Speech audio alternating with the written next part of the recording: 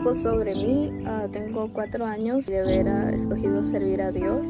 Desde muy temprana edad, desde mis primeras memorias, me acuerdo que mis papás asistían a iglesias con mis panos. Fuimos primero a parar a iglesias católicas y enseguida de esas visitas nos empezaron a llevar a iglesias cristianas. Fue un largo camino, la verdad, pero creo que tuvo su propósito, pues ahora estamos en un lugar y hemos estado por un buen tiempo en un lugar donde de verdad podemos servir a Dios felices de donde estamos, diría yo. Pero bueno, creo que me adelanté, regresándonos a cuando era niña y joven, visitando iglesias con mis papás. Creo que nunca en esas iglesias y en ese proceso nunca conocí a Dios. Asistía a las iglesias, pero solo conocía la religión, solo conocía a cristianos, solo conocía cantos, conocía a los pastores y personas, pero nunca conocí, me acerqué o tuve una relación personal con Dios. Se podría decir que yo solo iba porque mis papás iban, cual cosa suele pasar con los jóvenes. Apegada con mis papás, dejé de ir a la iglesia como a los 15. Ellos todavía iban, pero yo ya a los 15, la verdad, dije, pues ya me puedo quedar en casa sola. No era culpa de nadie, yo simplemente nunca intenté tener esa relación con Dios. De la edad de 15 nos brincamos a los 19, todavía no conociendo a Dios, pero a puntito de conocerlo y a puntito de tener mi primer encuentro con Él. ¿Cómo me encontraba yo a esa edad y antes de conocer a Dios? Bueno, yo primeramente era incrédula. Mis papás de vez en cuando todavía me invitaban, me hacían el intento de acercarme a Dios. Como digo, no es culpa de nadie, yo solamente ya no invitaba a las invitaciones. Y les quiero hablar de algo que se llama el self-love trend, que se empezó a hacer popular en los años como del 2016 al 2019 y ahora en el presente todavía existe, pero ha evolucionado algo diferente que ahorita les explico. Las palabras que escribí para describir esta moda que se hizo de self-love, de amor propio, serían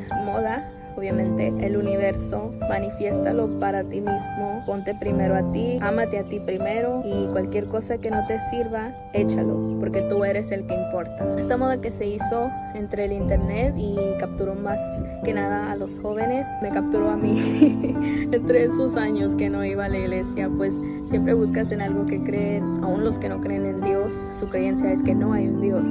Todavía estás creyendo algo. A mí fue lo que me capturó, la tendencia del amor propio, que creció mucho en esos años. Esta tendencia tenía que ver mucho con cosas totalmente diferentes a lo que Dios mandó a su pueblo a hacer a este mundo. Era una tendencia que te decía siempre ponte a ti primero, tú eres lo que importa, tú eres el protagonista principal. La manera en que me afectó a mí, pues yo me volví mucho más como que me importan menos personas. Hice mi lista de que hey, estos son los que me importaban y mayormente era mi familia, unos cuantos amigos y ya. Y más que nada yo estaba arriba de la lista. Y sí, pues me debe de dar vergüenza, ¿verdad? Pero no me da vergüenza porque de ahí es donde Dios me sacó. Puedo decir hoy que sí, me volví en una persona muy egoísta, una persona que se guardaba mucho para sí mismo. Yo decía, nadie me merece, yo soy una persona que se ha trabajado en sí misma and I'm doing so well. ¿Por qué dejaría entrar a personas que solamente me van a arruinar lo que yo he trabajado en mi vida, verdad? Así fue como me afectó a mí y como les dije, les iba a explicar cómo en 2023 se presenta esta moda. Algo que en estos días se ha evolucionado a coleccionar cristales, creer en números de la suerte, números angelicales. He visto cosas pues tan chistosas como escucha este audio y te ponen un audio atrás. Te ponen el texto, escucha este audio por 1 minuto y el resto de tu semana te irá muy bien. Mi segundo punto de cómo me encontraba yo antes de entregar mi vida a Cristo es que irónicamente, aún estando metida en esas tendencias, en esas modas del amor propio, todavía odiaba mi vida y quién yo era. Otra cosa que pues me debería de dar vergüenza, ¿verdad? Pero no, porque de ahí me sacó Dios. Metiéndome un poquito más en eso, pues puedo mencionar que yo ya estaba en una mentalidad tan oscura, escondiéndome detrás de esas modas, pero verdaderamente yo estaba en una mentalidad tan oscura a los 17 que ya no planeaba mi futuro. No tenía metas, no creía en Dios, no quería trabajar, solo quería desaparecer. Era bastante irónico que toda esa moda en la que yo caí se trataba de yo, y quiérete, y al final del día, pues la verdad yo ni quería ser yo. Escondiéndome detrás de esas modas y maneras de pensar, en verdad yo me estaba enterrando más y más bajo en una ansiedad social. Ese es el tercer punto de cómo yo me encontraba antes de entregarme a Cristo. Las cosas que de verdad necesitaba hacer alrededor de mi casa, me esperaba hasta que fuera de noche para hacerlas. Mi primer comida del día terminaba siendo bien tarde, ya cuando no había sol. Yo no quería existir básicamente si el sol estaba afuera, y la verdad no me daba cuenta de cuánto esto me estaba dañando. Ahora sí, pues la parte más difícil yo de contar, el verdadero testimonio. Me debatía mucho yo sin contar exactamente todo, el día, la hora, cada detallito. Al final opté solo por dar puntos para no alargar tanto el video. Estos eran puntos de cómo exactamente fue el estado en el que me encontró Dios, me entregué a Dios. Porque si ustedes pensaron que lo último que conté era oscuro, pues se puso un poquito más intenso. Mi ansiedad se puso tan mal que yo no podía estar sola en ningún momento. Siempre había alguien en el cuarto en el cual yo dormía, comía, me cambiaba. Me debería de dar pena, pero lo quiero decir para darle gloria a Dios. No podía hacer nada sola. Mi papá dormía en el sofá y yo en la cama con mi mamá. No pasaba nada de tiempo en mi propio cuarto. Se puso tan mal que cuando me empecé a confiar un poquito, si mi mamá iba a salir, pues yo salía con ella. Y si me necesitaba arreglar, a veces me confiaba un poquito ya. Después de tiempo me iba yo sola a arreglar a mi cuarto, pero yo tomaba también ese tiempo para grabar videos en mi teléfono, así como lo hago ahorita. Pero esos videos no eran... yo grababa videos diciendo que si uno de estos días yo... pues no quiero usar el término directo, ¿verdad? Pero si yo ya no estaba en uno de esos días, yo no me quería ir. Se puso tan mal que abiertamente después llegué a decirle a mis papás que ya no aguantaba seguir de la manera en que yo me estaba sintiendo. Y yo sé que eso fue duro para ellos escuchar, lo sería para cualquier padre. Se puso tan mal que no me acuerdo ni siquiera una sola comida haberla disfrutado. Se puso tan mal que la medicación no me ayudó, y en eso no quiero tocar mucho porque yo sé que hay personas que sí les ayuda. Y por último, se puso tan mal que solo puede ser un milagro de Dios que hoy estoy aquí. La próxima sección dice, pero un día. Y sí, para todos, creo que al encontrar a Cristo se puede empezar la historia con pero un día, porque solo se toma un día, un momento, una persona que se interese en enseñarte de Él, una palabra, un canto. Esto se titula pero un día. Como yo no podía estar sin mi madre, yo la seguía a todos lugares, y gracias a Dios mi mamá nunca dejó de congregarse, mi mamá nunca dejó de ir a la iglesia, porque en ese día ella iba a ir a la iglesia, ella tenía una práctica y ahí iba yo con ella. No conocía a nadie en ese lugar. Yo en ese tiempo yo ya ni hablaba con mis amigos. Probablemente mis amigos en ese tiempo pensaron que yo ya no existía, la verdad, que me habían robado o me tragó la tierra, como ese decir, porque yo ya no socializaba con nadie, porque pues yo daba miedito. Creo que nadie gustaría estar mucho tiempo con alguien que se estaba sintiendo la manera que yo me sentía en esa etapa de mi vida. Y no, I don't blame them, no les culpo. Yo no conocía a nadie que iba a estar en esa práctica, no quería asustarlos con mi ansiedad, yo quería pretender no tener ansiedad. Y lo logré por un rato. Durante la práctica yo estaba ahí sentada, calmada, pero eventualmente tuve un ataque de ansiedad, y en ese momento se sentía como si todos me estaban viendo, y probablemente no, pero cuando estás en esos momentos sientes todo tipo de cosas. Es un desastre en tu cabeza, pero la mirada más importante y que sí estaba sobre mí era de mi Dios, y creo fuertemente que Él mismo mandó a esta hermana que les voy a contar, con la cual yo ese día me ayudó a entregar mi vida a Cristo. De esto sí no me acuerdo muy bien. Esa hermana se preocupó por mí mientras yo sufría de ese ataque, y de alguna manera u otra yo, mi mamá y esa hermana terminamos en un cuartito de esa misma iglesia. Algo que aprecio mucho de ese momento es que ella no me habló como el mundo te motiva durante momentos difíciles. Ella no me dijo, tú puedes, tú eres más fuerte que esto, tienes que confiar en ti misma y pelear con tus fuerzas, sino que ella me habló de Dios y de las fuerzas de Dios. Ella me habló de confiar en Dios, de cómo Dios puede con todo esto que llevo yo adentro, con todos estos pensamientos, con toda esta ansiedad, que yo no tenía que cargar con eso, sino que Dios yo podía ir a dejarlo a los pies de Dios, y Él cargaría con ello y Él se deshacería de ello. Ahora no puedo testificar y decirte una mentira por si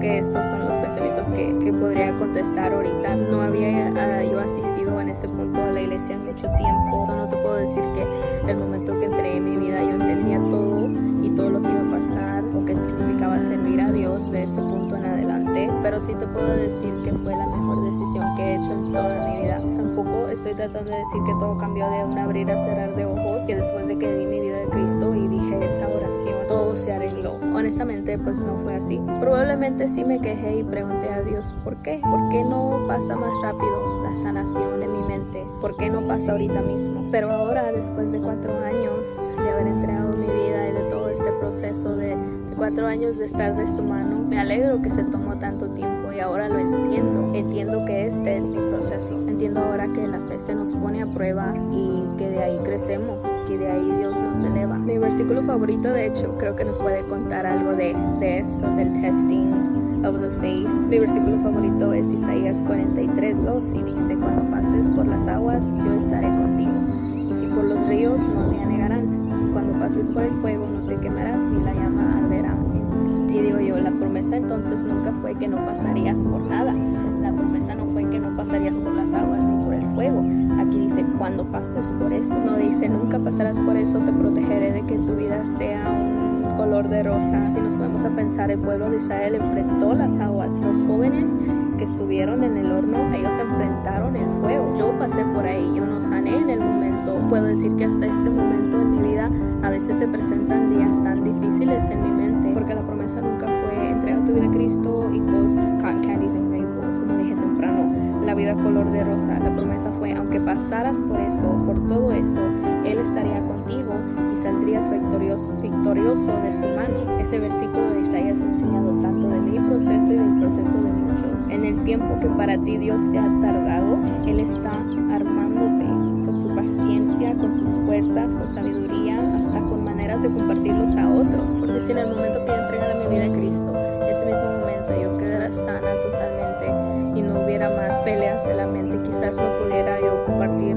a través de este video. I wouldn't have the courage, I wouldn't even have the knowledge that He's armed me with for these 4 years. El punto básicamente es, si no esperaras ese tiempo que Dios está obrando, no serías el siervo de Dios que eres hoy. Y como dije al principio del video, no soy nada, no soy una gran maestra, pero sí quiero ofrecer algunos consejos, quizás para aquellos que están pasando el mismo proceso o algo similar. El primer consejo sería para los que no se congregan, los que no están cerca de Dios, quizás ni siquiera han entregado su vida. Mi consejo sería, quizás alguien como yo, no siempre va a ser tu familia la que sigue a Dios. A veces tú vas a tener que ser el primero en tomar ese paso, pero podría decir que casi todos tenemos a alguien alrededor de nosotros, o que seguimos en línea, o que vemos en nuestro trabajo, alguien que sigue a Dios verdaderamente, y a lo mejor hasta que ha tratado de compartir, y tú acércate a esa persona que tú sabes que ellos siguen a Dios, y quizás un día síguelos a la iglesia, pregúntales, hey, ¿dónde es? Hey, podemos ir juntos, y siguiéndolos un día, sin tú saber nada, como yo no sabía nada yendo con mi mamá, muchas cosas pueden llegar a cambiar en tu vida cuando conozcas a Cristo. Si de verdad no hay nadie en tu vida, cero personas, the next best thing sería el internet. Nos abre muchas puertas a muchas cosas el internet en estos días. ¿Por qué no dejar que el internet nos acerque a Dios? Entonces, en el simple Google Maps, que es el mapas de Google, puedes poner iglesias cristianas y te salen las más cercanas a ti y aún un poquito más lejanas. Y si quiero aclarar algo, porque me siento responsable a decir esto como alguien que ya lo sabe y no me puedo meter mucho en esto ahorita, pero sí importa dónde asistes y te congregas. Asegúrate a pedir a Dios que te abra los ojos y que te guíe en dónde vas a servirle. Si pides con fe, Él te enseñará una iglesia en donde en espíritu y en verdad se alabe y se adore al Señor, en donde se derrame el Espíritu Santo y donde verdaderamente se predique la palabra